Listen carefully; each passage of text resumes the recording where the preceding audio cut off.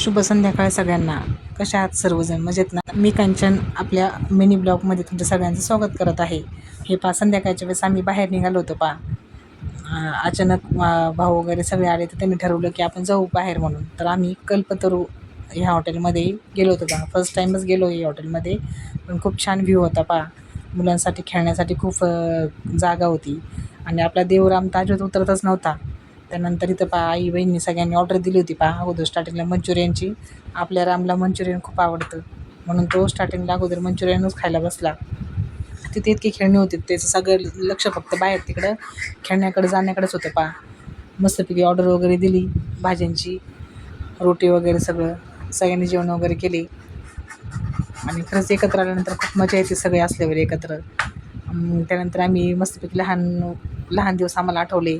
आई, मी, माझी बहीण, आम्ही सगळे मस्तपैकी तिथं जे खेळणी होती लहान मुलांसाठी ते एन्जॉय केल्या आणि सगळे त्याच्यावर बसलो खरंच खूप छान वाटलं. बऱ्याच दिवसानंतर आम्ही असे सगळे एकत्र आलो होतो सुट्ट्यामध्येच.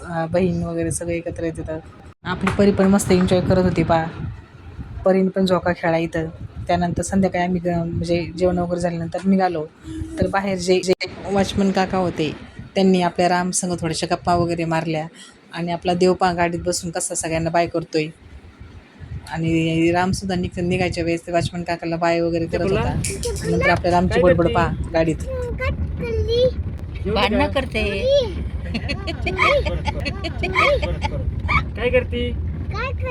पंचकुला जेवते ना. संपतराव कुठे पर्वत आप्पा कुठे म्हणा? पर्वत आप्पा कुठे? सारिका कुठे? सारिका ती परी गार्गी आपला राम आता बोलायला लागलेला आहे, त्याच्यामुळे त्याला अनु जे सांगत होता तसं तो बोलत होता तुम्हाला कसा वाटला हा आमचा व्हिडिओ हे नक्की शेअर करा. धन्यवाद.